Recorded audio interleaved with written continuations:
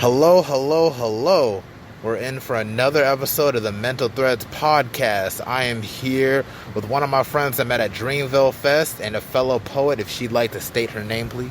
Hey, my name is Brittney. Just Brittney. Ain't gonna bring out that government last name. Ain't nothing wrong with it. Protect your identity. Is it Brittney Spears? Listen, you can't be telling everybody your government, but my name is Brittney Clark. Oh, Brittney Clark. Okay, she went with it anyway. I was like, I wanted people to guess. Like, is it Brittney Spears? Brittany Renner? Who knows? Anyway, no, it's just Brittney the poet. Brittney Clark, to be exact, and everything. What she has in front of her is a poetry book, which is titled Wandering Thoughts, which is actually, that's kind of cool. This sounds like, like one of them jazz type of snap, kind of, has a jazzy type feel to it. And a jazzy cover to it. It's like, what is that, petals? What It's purple rose petals because one of my favorite color is purple too. I was messing around and I found this on Canva, so I just, wrote with it. Well, before we delve into everything in regards to her poetry book and her poetry background, just want to say we met each other back at Dreamville Fest, which was back early April, and you're still having them post Dreamville blues, is what I understand. Yes, I miss Dreamville Fest. I had so much fun. I met so many people, so many cool people, and a lot of them people do support my book, and I'm so thankful for it. I love it. Yeah, man, it's just, everyone was just cool, and it's just crazy because I met everybody off a whole group chat on Facebook and everything. That's where I got the group chat from. And then it was 50 of us that literally met near the Ferris wheel, and then they just know that we actually met each other, oh, wow, you do exist. And you're not some robot or something like that or whatever it is. I don't even know what people are afraid of. It was just weird seeing each other in person because we're so used to connecting off cyberspace. So describe that experience for you on your end. It was a great experience. I like meeting everybody because I like meeting new people, although I am shy, so I never speak first. So you gotta be hey. So when I first met Carrie, I was actually sitting beside him at the Nothing But Anthems, and I was like, I'm scared to talk to y'all. Can y'all just come say hey? If y'all say hey, I'm gonna start running my mouth like crazy. Then I'll open up, but I can't speak first. It's just something about it. Be nervous. Oh, yeah. If I'm curious, what's your zodiac sign? Scorpio. Oh no, not the Scorpio. Everybody be trying to come for Scorpios. We are the best sign out. We don't do nothing to nobody until they do something to us. Y'all gotta understand. It ain't like that. Sometimes I met some Scorpios that are just on the warpath for no reason. There's just two types of Scorpios. There's the really chill, friendly Scorpios, the type of friends you want to keep and cherish forever. And then those Scorpios that kind of give off that vibe, but then they be having ulterior motives, and I don't even know what it is. That's just my experience. I don't understand everybody like that. But that's everybody though. You meet some people who really chill in life, and you meet some people that's why did I meet you? You get your lessons and your blessings. Yeah, no, I feel that. I'm an Aquarius, so it's I met other Aquarius that are just are you really an Aquarius or for real? Or are you just a pretend Aquarius? I don't know. But then that's kind of head ass. I think people are trying to gaslight other people that you're Aquarius. All the Aquarius I know are toxic, so it is what it is. Y'all are some very toxic individuals. Well, maybe you just haven't met the best. Maybe you're the best Scorpio I met. I might be the best Aquarius you might be. You never know. Yeah, that's right. I'm saying I don't have any toxic tendencies. I know there's some toxic tendencies in everybody, but I try to be working on myself. You know what I'm saying? As best I can. You know what I mean? It's just I can't speak for everybody else. All the other Aquarius. J. Cole's an Aquarius, and that brought you to Dreamville Fest, didn't it? Yes, I love that man with my whole heart. Exactly. Haha. Caught right here. I didn't say that all Aquarius were toxic. I just said Aquarius are toxic. I mean, Dr. Dre is an Aquarius, and if you watch the whole Michelet thing, I don't know if you watched the whole Michelet. I did watch that, and I don't even blame Michelet for the most part. I blame her mother for saying, oh, you need to stay. Basically, that's just how men are. No, baby, get your ass up out of that situation, or either be his ass, one or two. I can't even blame it on that end either, man. For real, it's just I don't know why is that such a thing that we accept in society, for dudes to just be toxic or then just females to just accept it. But that's how mothers back then were. A lot of mothers now are like, stand up for yourself, do what you need to do, and just focus on your dignity. Like, you know, don't let anybody walk all over you and treat you any type of way. You know, like, just raise your standards, basically. Yeah, but I mean, women back then, like, they had to do what they had to do to make it in life. But I mean, I'm not getting beat for nobody. I got 4 brothers, and I ain't gonna say I'm a fighter, but you're not about to put your hands on me and just think that's okay. Like, no, that's not what we do around here. But like I said, that's also how a lot of women grew up. And I also feel like black women just have it the freaking worst. Black men, yes, I agree, y'all do have it bad, but like, black women are the most disrespected women. Most disrespected, period. Feel like disrespected on the whole human spectrum type, or just disrespected just in general? I feel like on the whole human spectrum. I mean, yeah, in a sense, yeah, but I don't know. I feel like black women still have a lot of support on y'all end. You know, I know, like, maybe some of it could be a little bit competitive. Like, some females like to sleep with other people's man and stuff like that and be, like, on some toxic shit like that. But I feel like that's a lot of other people, too. But I don't know. I feel like there's support groups and everything. Like, with black men, it's like, there ain't no support groups for, like, mental health or, like, you know, any types of things or any type of whatever in the past. It's just, it's hard to find, you know what I'm saying? Any sense of sympathy. Like, when shit happens to us, it's like, you know, that's your problem, you know? So we just kind of thug it out. I mean, I do agree that y'all, and not trying to compete or nothing, just like, no, you know. no, in the mental aspect, I definitely agree that it's more that could be done for black men's mental health. But as far as everything else, I'm like, I can't agree with you, because black women get the most shit. Like, we get the shitty end of the stick. You have colorism within the black community. Not just with women, but like, I feel like it's worse with women.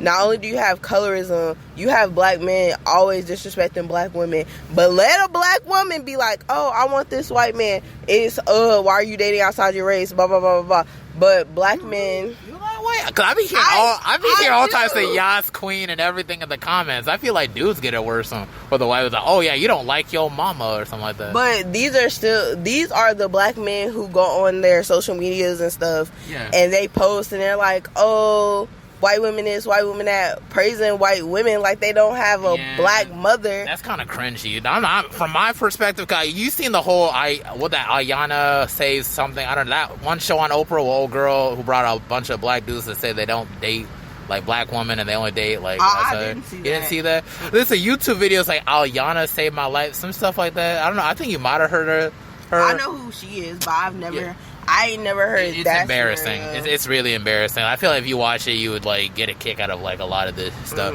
Because even I'm looking at it, I'm like, come on, dude, what? It's just like, because like there was this one dude who said like he likes walking on the beach.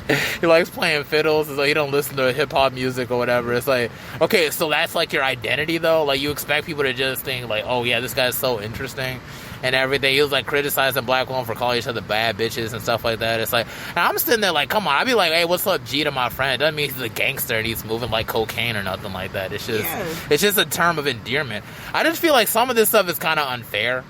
You know what I'm saying? Like when it comes to that kind of stuff, and it's just like, you know, I'm just speaking like from my end, from a guy that actually really supports his sisters and everything. I went to an HBCU and stuff of that nature. I feel like that's where all the healing starts and everything. That's where my growth starts. I always struggled at predominantly white institutions because I felt like nobody, like, you know, supported me. You know what I'm saying? So it's just like, you know, for the colorism aspect, I've even had issues with colorism too. You know, it's just like, it was just straight up just obvious. You know what I'm saying? It's when it's obvious. That's when it's like, it's so cringy. It's like, come on, man. Like, what? You know, it's just like, I feel like we're the only type of people that have to deal with that. But there's other cultures that favor European aesthetics in their cultures too. That's all cultures, because it's just been embedded in us. Now it's just embedded like the lighter the better, and that's not true at all. It really isn't. It sucks. It definitely sucks, because like even in my own household, my brother is like, oh, that's light skin stuff and blah blah blah blah. I'm like, bro, being light skinned has nothing to do with being emotional or nothing like that. But that's just the stereotype. Like, you being a person of a darker color does not mean that you have to be the toughest person out there. No, you got the right to still cry as a man, as a woman, as a human, you're emotional. Like, you have the right to feel how you feel, and you have the right to express that, whether or not somebody agrees with it or not. Yeah, man, and it's just like, it's just crazy how, like, times, like, change and everything, or with age, it's like your viewpoint of, like, colorism kind of, not your personal viewpoint, but just in the commonality and generality of viewpoints and colorism kind of switches up over time. Like, in high school, if you're seen as, like, darker skin, you had to be tough or, like, a thug, or, like, you weren't nothing. Or if you're, like, lighter skin, you were seen as just, like, held up, on the men's perspective, you're held up as being, like, held up as attractive or more likely to get girls and stuff, because Drake and Chris Brown were, like, the thing back then. And Drake is still doing his thing, and Chris Brown's still doing his thing, but it's like, it kind of died down a bit, because then it's like, it seems like those same girls would be like, oh yeah, you're too dark skinned, I can't date you, or it's just, I can't do anything with, like, a dark skinned dude, or I want to be with, like, this light skinned guy. Whatever the reason is, it's just, but then when they went to college, they found it, like, the blackest shares they could find, and it's just like, like, that's just so strange that it's like our value has to come down to, like, fetishizing us, you know what I'm saying? And I found that just kind of creepy, because, like, that's like plantation talk, like, you're making sales and everything. Whereas, like, another person is just, oh, I just like him because of his personality, or I just like him because of who he is as a person. Whereas I feels like a lot of, like, our colorist ideology is kind of put to the forefront. It's like, that's where it kind of breaks us down. It's like fetishizing us first, and that's just it. You're attracted to who you're attracted to, but it's like, you can't fetishize a fantasy with somebody and let that be the basis of your relationship, because it's never gonna last. Yeah, like, I think I don't like interracial relationships, but I feel like it's a fetish. Like, I feel like it's based off of fetishes, and yeah. Like, I agree, you love who you love regardless of their race, whatever, but I just think it's a fetish. Like, it's just something about it, because I know it's some people whose motive is, oh, let me be with them because my parents don't like this race, regardless of the race. And then there's some people who's like, no, I genuinely, truly love you. Yeah. My brother's in an interracial relationship. I don't know if you saw, like, old girl with the purple cornrows out there, the Dreamville Fest. Oh, I don't think so. You don't know? Well, anyway, like, they've been in a relationship for, like, 6 years now. Really, like, it's been that long, and it's just like, it all started because of their shared love for hip hop, and just the same music that I put my brother on, that's what they shared on. So it's just like, it's just stuff of that nature. So it's just like, they've been together for, like, way past, like, well, for the most part of a decade, going on, like, 4 years short of a decade. And then it's just like, I've never really raised my brother to really just, I don't be like, oh, I'm his father or whatever, but, it's just like, my dad was not really there, so, like, I was, like, the parental figure in a sense. But it's just like, it's just, in regards to fetishizing and everything, it's not like he just came home and was like, oh, I got with this white girl, oh, this white girl's like, blah, blah, blah, blah. No, they just started dating, and they just liked each other, and then it just grew from there, and they've been together ever since, type stuff. And, like, she's always been around. She always tried to help with the graduation situation. Like, she's basically part of the family already, because it's like, that's how much she cares, and that's her first everything. So it's just like, I feel like love can manifest in all types of forms and everything, but I feel like it comes down with a lot of just looking inward, and really, like, it just comes out of nowhere sometimes too. Some people just like to, like, date all around because they feel like, oh, like, it feeds into that fantasy and everything. And some people just want to stick with one person that just loves them, and they love them, and then they give them less stress, and even if they argue, they still get back together. You know what I'm saying? I definitely agree. I do definitely agree. I don't think, like, I just said it's some people. Some people have motives, and then some people are just there to love you just because. Yeah. That's why I said some people are put in your life to be lessons or blessings. Like, it just is what it is. Yeah, it is what it truly, truly is, man. But it's just like, but the whole colorism aspect, and, like, the whole, like, it's just like, a black woman getting bashed and stuff, like, I could understand that, like, for real. Like, I've seen it and everything, like, people, especially dudes, even when Kodak Black said he would never, like, date, like, a darker skinned woman because he's dark or something like that, it really says a lot about a reflection of our, like, society as a whole. Because it's just like, I feel like if the vibes are there, then it's all good. Like, it don't really matter, like, if you're dark, brown, light, it don't matter. Like, if you get along with that person, you like that person, you're attracted to that person, you know, like, you're a human being. You're going to be attracted to the chemistry in your brain is going to pop something, you know what I'm saying? It's not like going to be like processed like, oh, dark skinned person, oh, can't do that. Like, it's just like, you know, it's just dumb and everything. But it's just like, but that's just how the society is and everything. And these are like the messages they push for our kids. And you wonder how this stuff is going to change over generations. Like, over time, is it just going to be forgotten about? Is it just, it is what it is? You know, there was once a point where interracial marriage was seen as like, no, that's a death sentence. But now it's just day-to-day life. Now it's like a fetish thing. Now it's like a whatever type of thing. And then you don't know where it's going to be like in the future. You feel like it might get better in the future. It might just be whatever. I really can't predict that because, like I said, it's a lot of stuff that society has embedded in us to become okay with that we shouldn't be okay with. But, I mean, not even necessarily weddings and marriage and stuff like that. It's just some things overall. So we just have to see where it goes because every day is a surprise to me. And in regards to the situation, in regards to, like, do you feel like black men could probably do better in regards to, like, how we treat our sisters, even publicly and privately? Like, what do you feel like we need to do as a people, you know? Because it's just, like, at the same token, I know that there's a bit of issues we need to address. But in regards to addressing these issues, what steps do we need to do, or what steps do you think we need to do in regards to just kind of, like, putting a halt to that, or probably healing from that, or doing whatever? I mean, I don't know the steps, but the first step is always admitting to self, like, hey, like, I'm wrong. Or either, hey, I could do better in this aspect. Like, I think at the end of the day, we all need to respect each other, respect each other's hustle, stop trying to one-up each other. Yeah, especially though. Mm-hmm. And just support each other. Like, that's the one thing I liked about Dreamville Fest. Like, it was just a vibe. We ain't had no fighting. No, we did have a bit of. Okay, I would say we did have some fighting, but it's not as significant as like what could possibly happen at Coachella that's going on right now. What happened at Travis Scott's whole little thing? Like what happened at one of Ariana Grande's concerts? It was just a vibe. Everybody support each other. Everybody took care of each other. Because I know I was at the front waiting for J. Cole and VIP, and these two girls behind me, they was like standing behind me so nobody could squish me because people kept pushing forward trying to get close to the stage, and because I was sitting down, like they was about to run me over, and they was just like, no, like it's somebody right here. And it was just a vibe all around caring, which I think that's just how we should all be. Yeah, for real, man. Cause it really it was really chill vibe until like the J. Cole part. I remember out there, because there was a whole lot of people there.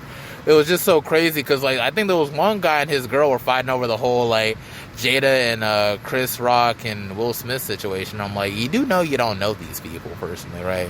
And whatever situation they got has nothing concerning you. But I guess people were kind of divisive over just like whether if he was justified in slapping no girl or not. I was slapping old dude or not. Yeah.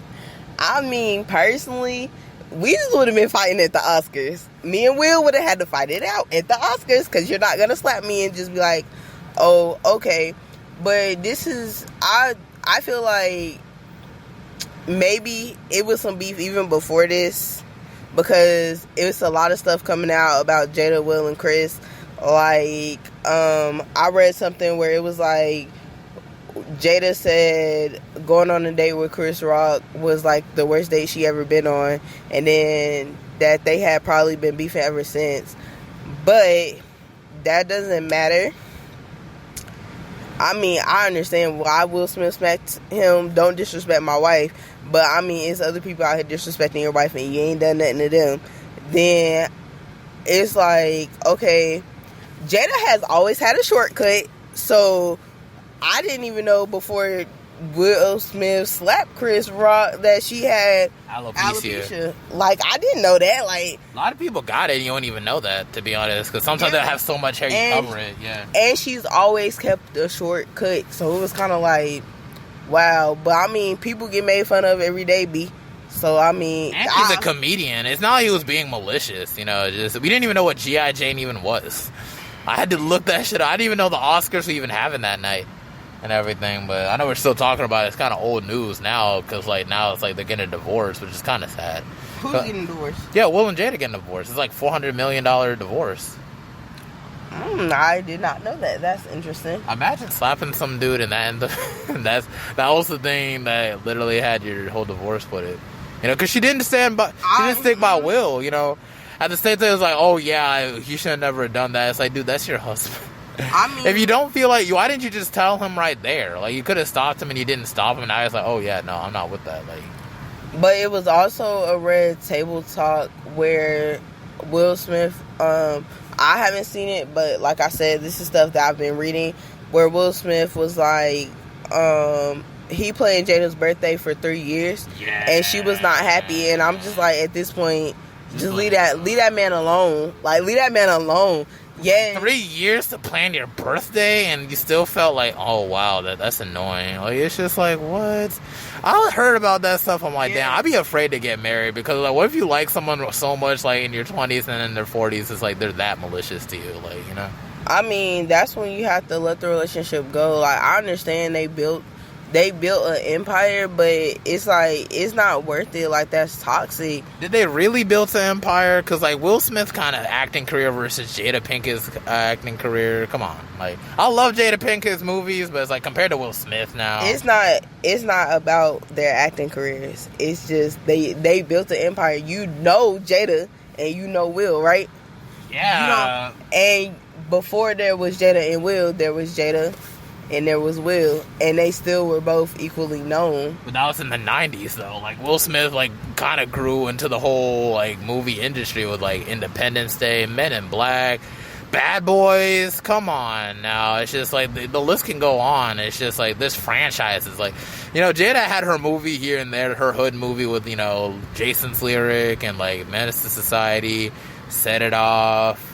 Girls Trip that one time, you know, she voice played a hippo on Madagascar with Chris Rock as a zebra.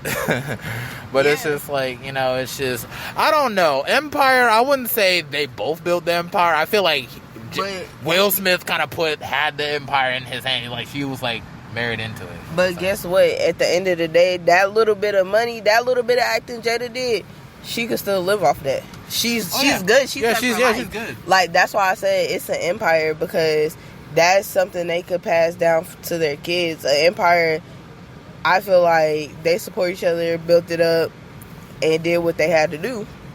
An empire is not based on, okay, who did this the best, who did that the best. No, an empire is, okay, we built this, we got this wonderful house, we got these kids, we made a way for our kids to make money, and their kids to make money, and their kids to make money.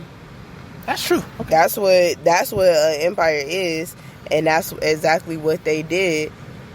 But I feel like at some point, like I said, you have to let it go, because yes, Will Smith may have did his dirt, of course, but Jada's just publicly doing it, and it's kind of like, well, damn, like, literally, I'm one of those, I'm going to support my husband in public and correct him in private.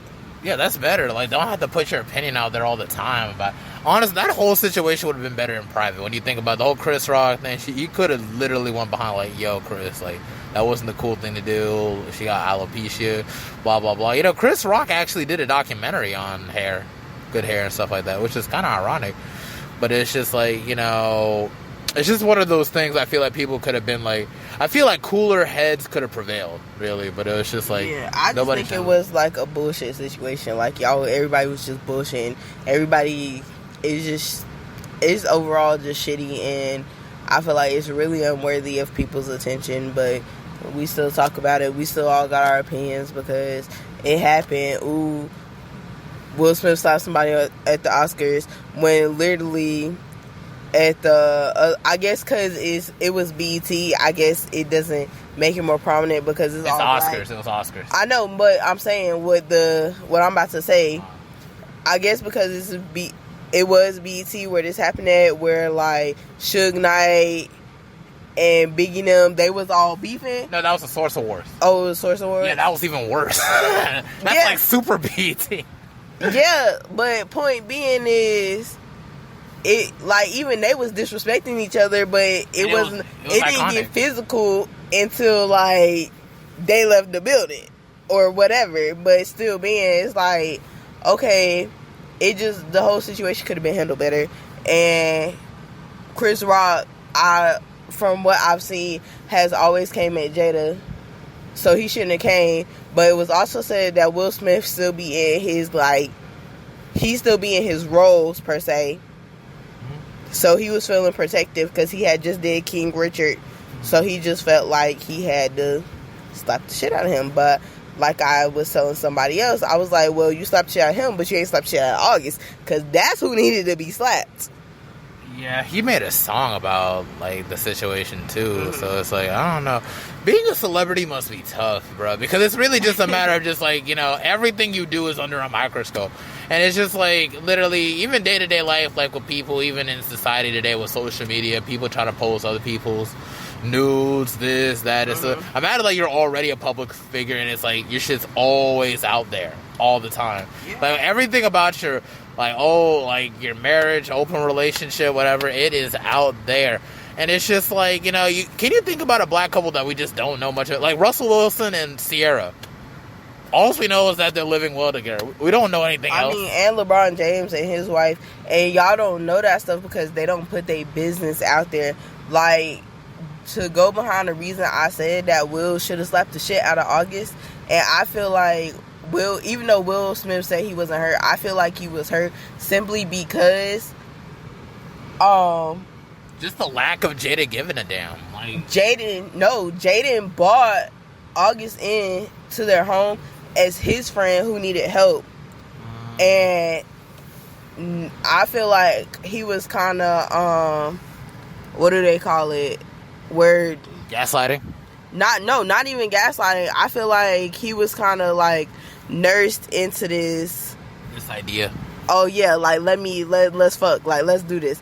For her manipulated. Yeah, for her to be like, and for her Jada Smith to be like, oh, I'm still not in love. Like, I had to learn with August. I had to learn what love is and blah blah blah blah blah. Oh my god! I would have lost my fucking shit on Red Table Talk. No lie, I would have lost my shit. And I'd be like, people like this actually exist? Like, yo, why are you telling you? Like, you know, I gotta learn love from, like, my son's friend and everything like that, and then just go about it on live television. Why you gotta make a Red Table Talk about it? All this shit is so private. Like, it's just, I mean, she made a Red Table Talk to basically explain her side of the story, but I feel like nothing got explained, nothing got said, even though she does not owe us anything. But like I said, I'm just glad that they are getting a divorce and she spoke on it, because I just feel like the relationship was toxic. It was abusive, and not physically abusive, but like mentally.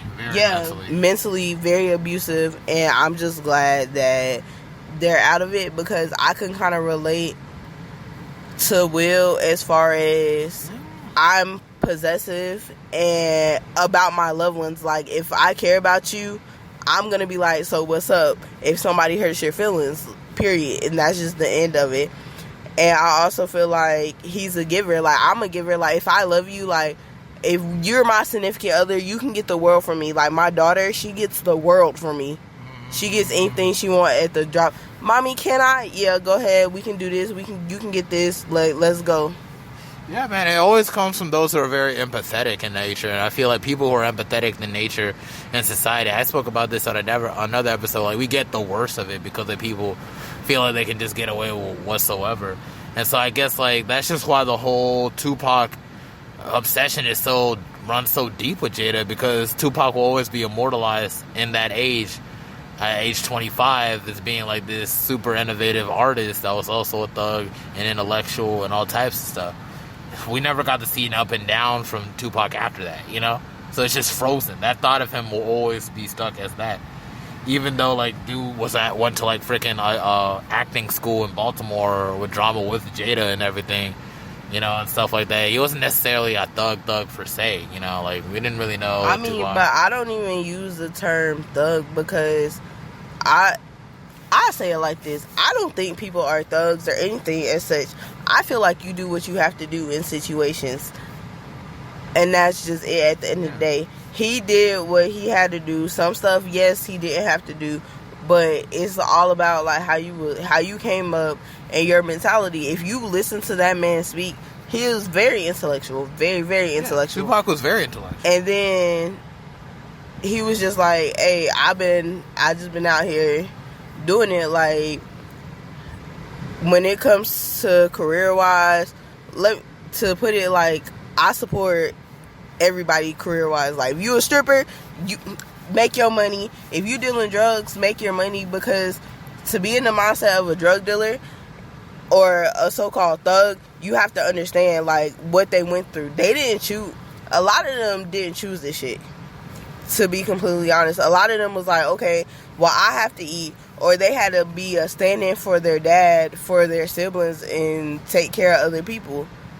Or their parents were on drugs and wasn't taking care of them, so they had to do what they had to do. And then it's also a lot of kids out here who have parents who love them and do everything for them, and they still want to go down that path because they think it's cool, and and the fast money can be addicting, like, no lie.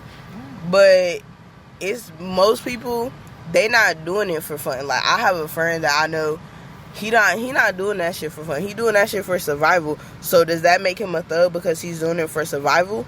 Oh, no. I meant like the picture of a thug. That's what I'm saying. It's about the image of the thug. Because there could be people who could live completely thug life and you would never even know it. Like, they dress up and go to work, wherever they work, but they had just that extra money on the side. That's just it. They don't even want to be seen as thugs because that's self-incriminating.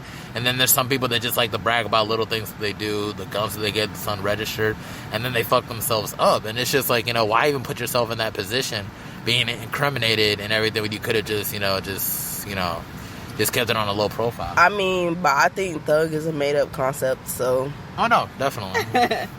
And it is what it is. I feel we've been speaking a whole lot about these socioeconomics. Let's try to delve deeper into your book and what it means to you. I know it says it's like people just probably listen to this podcast. Are they going to talk about the book now? Like, what the fuck? Anyway, it's like she is an author, Brittney Clark, my guest here, with the book of Wandering Thoughts. And just how you spoke to me earlier, so it's pretty much talk about other people's experiences, and you pretty much idealized it within poetry, correct? Yeah, I definitely do. So I have a quote at the beginning of my book, and it says, "To those who read this, I write what I see.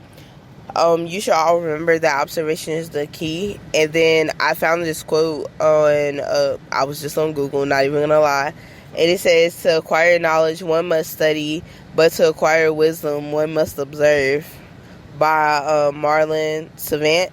I think that's how you say her name, or his name. Marilyn Vos Savant. Yeah. And I just took that quote to heart because, it's like, dang, like, if you observe, you can really see what people truly are going through and, like, how shitty it could be or how good it can be. And that's why I have a tattoo on my shoulder, and it's my favorite quote that I have ever seen, had it written, whatever. Well, I didn't write it, but it said, it's from the movie The Perks of Being a Wallflower. It says, "You accept the love you think you deserve." And that really hits home because some people accept shitty situations, which is written about in my book, or some people accept situations like they just settle when you don't have to settle. And it's too much. I've seen too much settling in my life. Like, if you don't love the person that you're with anymore, get a divorce. If you don't love yourself, take those steps to love yourself. If you don't, if you're not happy where you at, just keep it pushing, move forward. Don't settle. Yeah, man, I could feel that a whole lot, man. It's crazy I even brought up the term of settling, even from my life and everything. Years ago after high school, I still stuck with the same circle of people I hated from high school. Not hated, but people who were pretending to be my friends and everything. And then it just went into a point where they would just go into the street and say all types of stuff about me, your whole reputation all over the place and everything. And I just stay away from them. And I just moved on with my life, because when people really try to ruin your character to the point where it really pushes you off the edge and everything, they realize what they did to you, but it'll be already too late. And then years later, they see you on the cell like, oh my gosh, oh, we didn't know what happened to you. You used to tell me everything. And I'm like, excuse me, sir, I don't know you. I don't know you. Just try to protect my peace, and there ain't nothing wrong with trying to protect your peace and everything and not settling, you know. In the meantime, I found friends that love me, friends that want to keep me around. I'm still meeting new people, like you from Dreamville Fest and everything, you know. And it's all good vibes. And it's just like, that's one of the main things for anybody that's listening to this, like back on the whole settling matter. There's no need for you to settle for anything in life. No career, no job. If you want to go for your dreams, go for it. You only got one life to live and everything. You got to make it count and everything. Every time I'm at Dreamville Fest, I see J. Cole on the stage. I see Lute on the stage, JID. I'm saying that's going to be me one day. Like, I could be doing this. I could be dropping these many songs. I already dropped 12 songs. That's the first step. We'll just take it on from there. Who knows where I can go with this, you know? I've already taken this podcast to, like, the 56th episode. This is the 56th episode. Ooh, congratulations. Yeah, no, I know, right? It's been a long time coming. You didn't follow me on Instagram. That's where the links are at. We can see all past episodes and stuff of that nature. So it's just, like, it's just about consistency. And I will reach my goal of, like, 150 episodes this year and everything. It's all the matter of just being consistent. But getting back on the book, is there any poetry that you'd like to share that maybe you'd like to delve into? For you to do so. See, I should have gave you time to look, right? But it's hey, take your time, man. It's like it's just like we're already past the 30-minute mark, so it's like, you know, as long as we're in between that hour mark, we're straight. Oh, I like the one about black women. Why not start with that one? Okay. Yeah, that's right. I can read that one. Yeah. So, black women, as a black woman, you use and abuse me. If you could see the scars you leave behind, what would you say? That you're sorry, that you've come to the realization that I'm always in your corner, helping you while being helpless. I keep giving myself hope that you won't change with the season, but you do. Simply because you are a man who feeds on my strength, then turns it into weakness. Oh, snap. Now, what does that poem mean to you? I know that's why I stopped on that one specifically, because it kind of touches upon what we spoken on earlier about a black woman not being, like, kind of protected or being disrespected openly and stuff of that nature. If you want to illiterate, like, what that poem means to you. That poem means can't even talk. That poem means to me, it means a lot because, like I said, a lot of black men, like, expect black women to carry them when it comes to everything, like children and all. Children, education. Black men expect us to fight for them, and we can't even fight our own battles because we're fighting for y'all, like, and we're tired. As a black woman, I can say I'm tired of always seeing, black women stand up when a black man gets hurt or something like that. Like, the dude that just died, he was killed by a white Instagram model. A white Instagram model? I'm trying to think. Oh, yeah. No, it wasn't Instagram. She was an OnlyFans person. She was an OnlyFans. Well, regardless, all his tweets were malicious towards black women. Like, he don't have a black mama. Like, I didn't even see that part. I had no clue. Yeah. And you're with a white girl that has an OnlyFans, though, and you're to put it. And a lot of black women were like, well, we're not gonna get into it. Like, we're not gonna do anything. We're not gonna protest. We're not gonna go out, because I've never seen, like, a black man go out and protest for a black woman. You don't see, like, even with Breonna Taylor and the girl who got locked, whose friend locked her in the freezer or whatever, however she died years ago. Oh, I remember that too. Oh my gosh. You don't see those as prominent as you see, like, George Floyd, other men that have died. Like, those are not as, with those women, I feel like, have not been as prominent, whereas you still see Trayvon Martin, you still see George Floyd, you still see them saying remember them. It's every once in a while that I may see Breonna Taylor down my timeline, and I'm just like, we're tired. Like, as a black woman, I'm tired of it. Like, I feel like we get bullshitted. What if I told you from my experience that there was once a point in my life where I dedicated my life to like two black women specifically, and I thought they were my friends or my sisters and everything, and they publicly, like, humiliated me and embarrassed me in all types of ways, to the point where I had to become, like, a recluse for a while and everything. Like, you know, I'm not saying, just, like, not trying to overshadow or try to, like, compare stories, but I'm just saying there's some black men out there, man, and who really do stick by our sisters, and we get shitted on so many times, man, because like of what we look like, or because we don't have enough money and stuff of that nature. We got tossed away like trash too, and there ain't never no support groups for us, you know. And I'm not disagreeing, because I feel like that's where society kind of kicks in. Like, it's like if you're a black man with no money and you're not doing anything with yourself, then they feel like, oh, it's fuck you. But no, like, to some black women out there, you still matter. Well, to the majority of black women is that select few that is just wild. But yeah, they exist. I forgive them in the sense that just like, you know, that's who their nature is as individuals, you know. It's not who they all are and everything. There's some black woman that's come in my life who would dry your tears. There's a black woman in your life that you can laugh with, and that's just it. You know, and my sister especially, like, she's been through a whole lot of shit in her life, but it's like, you know, she still kept grinding. She actually bought her dream house not too long ago. She just got married and everything. You know, it's just, but she still has her own issues to work out, just like it is. But, you know, she's one of my main inspirations to keep pushing forward, too, no matter what situation I'm in at right now. So it's just like, you know, that's just, it is what it is, you know. Instead of us, like, all focusing on those who hurt us, you know, Brittney, let's just focus more on the ones who uplift us. I know you got some black men in your life that you know are inspirations that you are, places that you go to, you know, that are, like, you know, positive. You know, you got brothers. I mean, I'm pretty sure they've been positive. Please say yes. Please say yes. Yes? No comment. That is okay. Just like, keep it positive. Honestly, I see myself as my own inspiration. Like I said, I see what a lot of people go through. I'm like, I don't want to be like that, so I gotta grind 10 times harder to get to where I want to be. Like, currently, I'm working on my second poetry book, and I have a kid's book coming out with my friend. Her name is Montisha. Yes, and we will have this kid's book actually coming out soon, and I'm really ready for it. I'm really excited.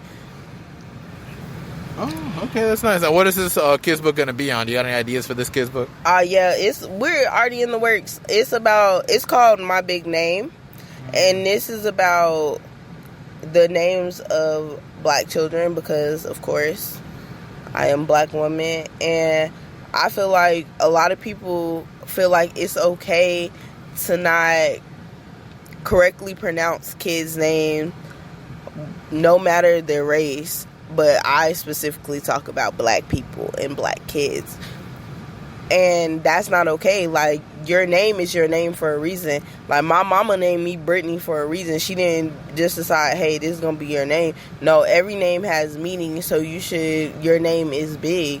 It matters. Yeah, no, I could feel that, man, because, hey, taking it from this guy, man, I'm African. I just go with Toasties just to save up time and everything, you know. My full name is actually T. Dolake Sefidi and everything, and I hate it. I love my name, but I just hate how some people, like, pronounce it, because it's like, you know, you get the substitute teacher that try to message you, it's like, oh, T. Souffle, and I'm like, there's no U in it. Why you call me Souffle, man? Yeah. It wasn't funny the first 10 times. You know, it's fine. But it is what it is, you know. Even as African kids, like, that's like, I swear that's just one of those, like, PTSD moments. It's like, oh, please pronounce my name right.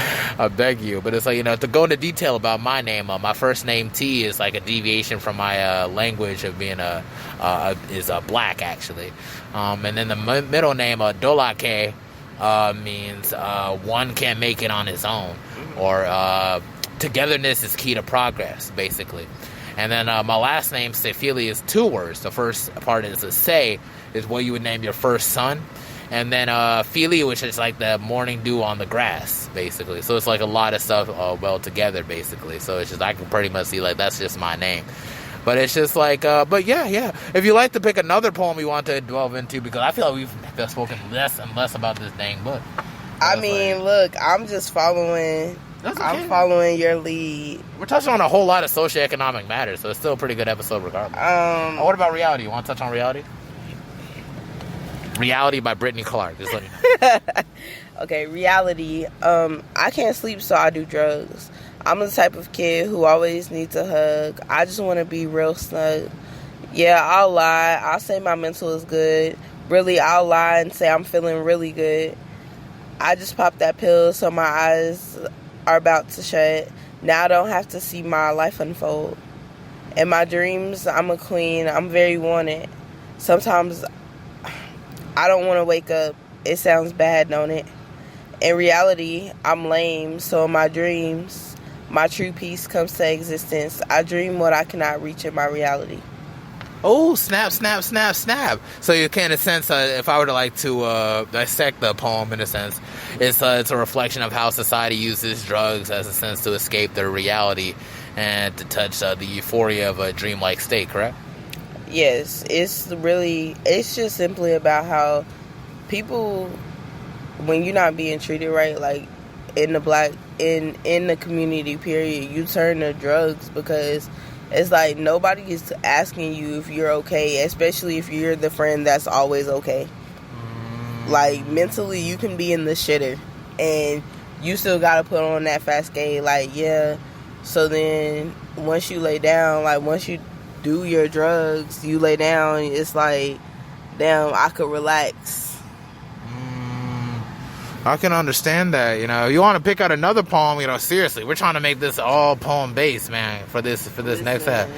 Got a good 15 minutes. We can dig it. My friend, she actually did say that my book made her cry.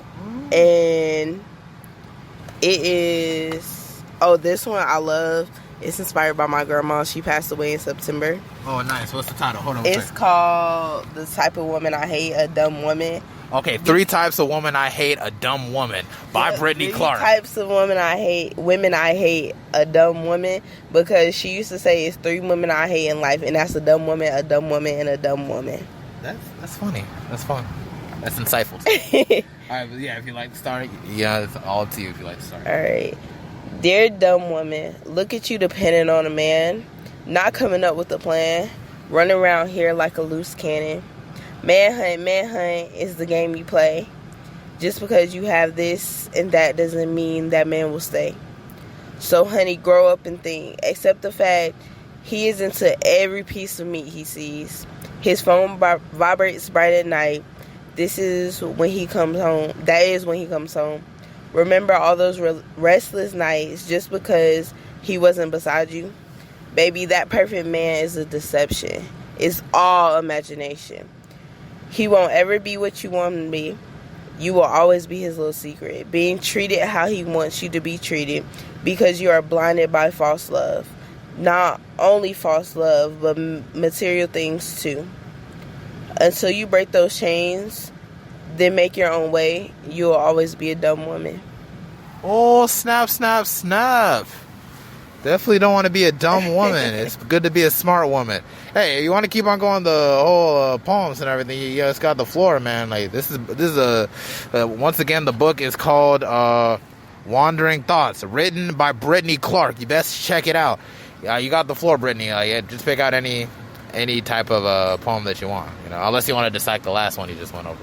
I can talk about the last one. So basically, with dumb women, like, it's just like women, society has it where women depend on men so much. Like, you can do so much on your own without a man. You just gotta put your mind to it. Like, it's ridiculous how people depend on men, like some women, but that's how their moms have raised them, and it's just like, no, like, don't depend on no man for nothing. Like, you can do it yourself. Yes, I understand becoming can't even think of the word. Independent is a little bit of a struggle. Becoming submitting once you find that man that truly shows you that he's worth it. You mean submissive? Yeah, like, you can be you can submit to the man. You knew what I meant. I know what you meant. I'm just trying to find the word submissive. Yeah. Being submissive to the man once, you see that he is what you need him to be. But if that man is not what you need him to be, and you always gotta do stuff for him, and he can't do what you need to get done, just do it yourself. Like, let that man go. I feel like a relationship is giving and taking, and y'all both have to give and take, but it can't be no one-way street. That is for damn sure. If you want to move on and everything. Oh, cool. There's one called Mind Sex. Like, is that too explicit, or? I mean, It's this is like that one that you don't want your parents to read, but it's so good. But you're like, Hey, Mental Thirds podcast is for adults too, so yeah, no problem. All right, so Mind Sex by Brittney Clark. I finally met someone, the person who gets my creative juices flowing, as he dives in, dissecting the many folds of my mind, reading my thoughts, feeling my feelings. I get more excited, tasting the lasting effects of my opinions. It gives me this sense of happiness. Unraveling my riddles, understanding my life, the best feeling I could ever have. I want to get married to you tonight as you look into my soul, reading my mind, body, and heart. I have this quick sense of relief. You made it seem like it was crazy explicit. That's good, but it's not like nasty type. Like not like a Nelly video. It's not explicit, but the people who get it, and the people who don't. I feel like it's explicit if you really understand that. Basically, yeah, the double entendres and everything. Yeah, no, I got it. It was just like I'm just like, as long as not no cursing and saying like, oh, like when you said diving, I'm like, oh, snap, about to get crazy. It's like, oh, then it went down. Oh, never mind. Okay, nah, but that's my favorite one though. That I could say. That why you put it no bold? No, I wrote each of them in different fonts and stuff, as you can see. Yes. Well, the people can't see, but you can see, because I feel like with poetry, you don't have to have a certain way to write it or anything like that. And a lot of it, I could say, I wrote in middle school. Some of it I wrote in middle school. Some of it I wrote as I grew up, because my teacher, she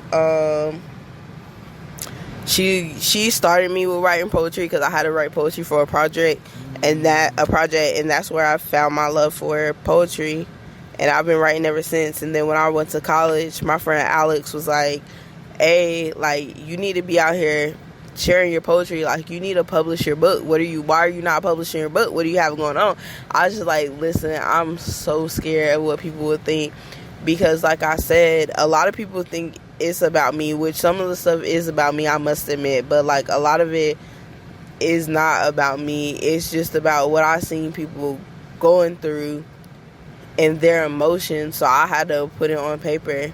Like, I know girls who experienced rape and stuff, and they still had to live with that person. They still had to live with their rapist, and it was just sad to see, like, her not wanting to be in her house and stuff like that. Like, it's a lot that I've seen, even though I'm only like 22. It's just so much shit that I know that I feel like I shouldn't know at 22, but once you hit the real world, you hit the real world, and that's what my book is basically saying.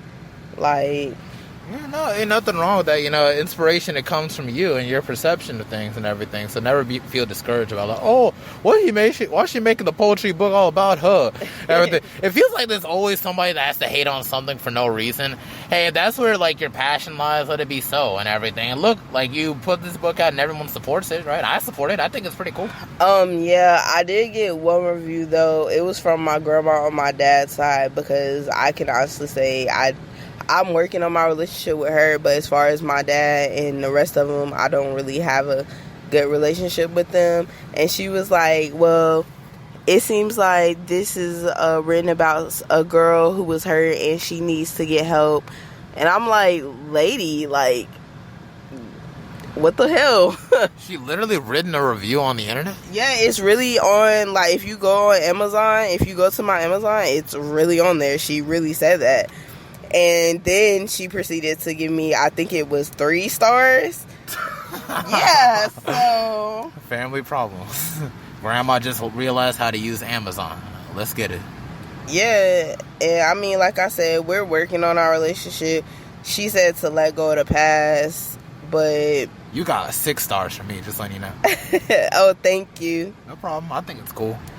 And also, it kind of shows me like how able like this whole writing a book thing is, because I also want to write a book in the future also. So in the process of like trying to write a book, oh, I see it. It's about a hurt person. I don't mean to laugh. It's just like, cause the first thing I saw was like exactly what it is. It's about a hurt person. She has to avoid. She need to have a voice of her own. it took a lot of courage for this person to write her feelings. Now she needs to find help to help her. So, oh my gosh. Yeah, she gave me a 3-star.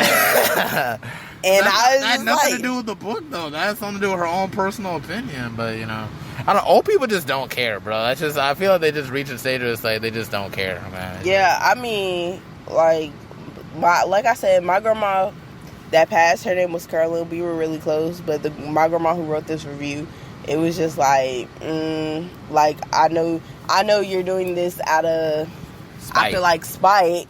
So it doesn't really matter. Yeah, that's the greatest attitude you can have in regards to it. Because actually dropping a book, you don't realize how much of a milestone that is. To really sit down, write something, and you got Amazon to publish, right? That's how you did. I self-published, yes. And I just want to go deeper into how did that process go about? Because I'm trying to publish my own book too. I have a whole storyline and everything, chapter to chapter.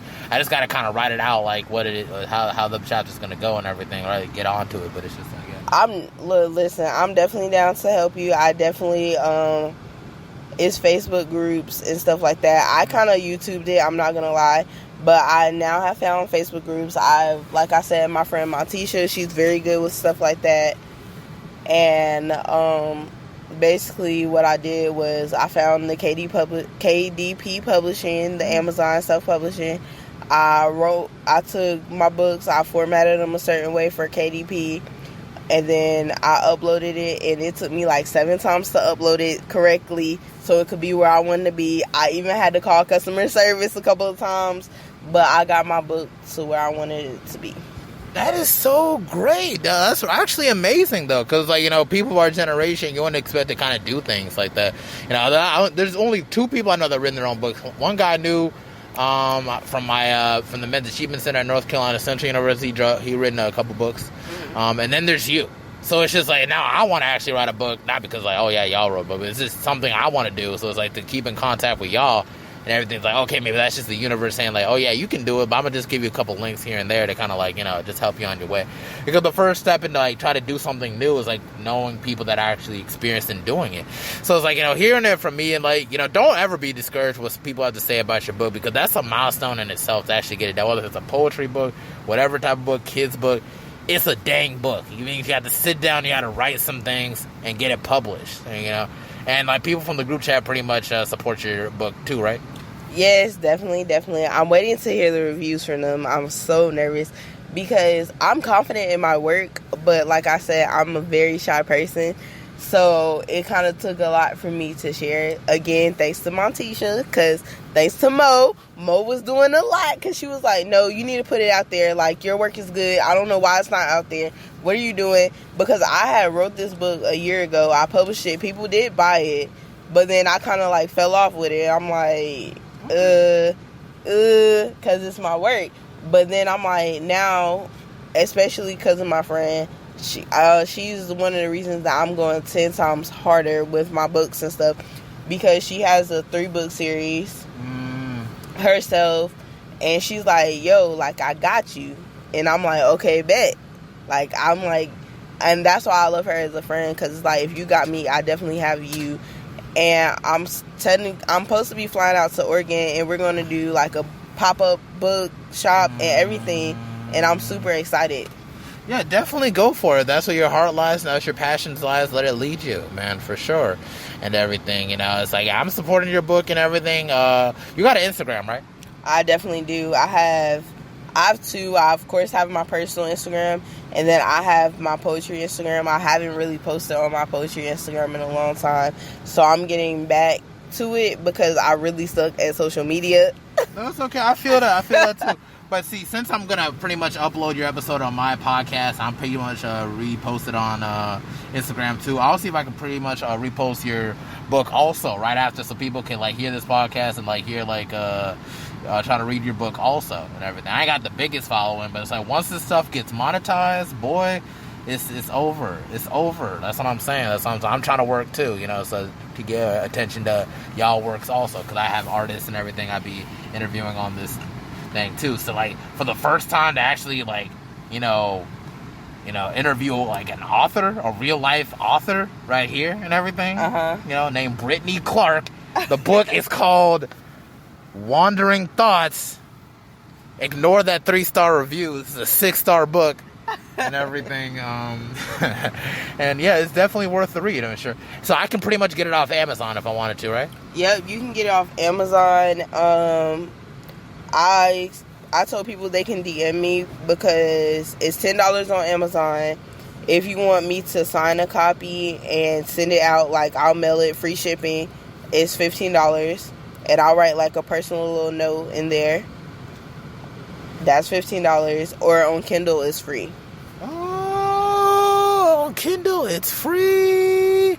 But I'm pretty sure you want to see that $15 though. So buy it, $15. Ignore the Kindle and everything. But yeah, I feel like we're kind of reaching our time right about now and everything. I wanted to thank Brittney I almost call you Brittney Clark for hopping on as a guest for this podcast. Definitely check out Wandering Thoughts, a poetry book. Definitely worth the read. It has a good cover with like, it's kind of purple, so it's like if y'all into that crown chakra type stuff, that's your crown chakra book right there. But yeah, if you have any last words to let people know about on the podcast, you're free to do so. I just want to say thank you for interviewing me. I'm free to do an interview, anytime, because I like anime and stuff like that. Oh, snap. I actually did an episode with my friend on anime, too. His name's Shakori Reese and everything. And he's trying to get me on something called like Demon Slayer and everything. Yes, Demon Slayer is so good. But in words to my book, if you do buy it, I hope you enjoy it. And I hope you send me a picture of you with the book. And I hope you just, leave a review. Tell me your thoughts on it, because I can only present you the words. I can't present your thoughts. All right, yes, most definitely. And that's it for the Mental Threads podcast. I'm pretty sure this is like the 56th episode. Yeah, moving on. Yeah, definitely trying to reach that 150 mark for sure. I know I'm speaking into an existence. I think I can make it happen. I know for sure. But that's just it for the Mental Threads podcast. We sewed in, and now we are sewing out. Thank you very much, Brittney Clark.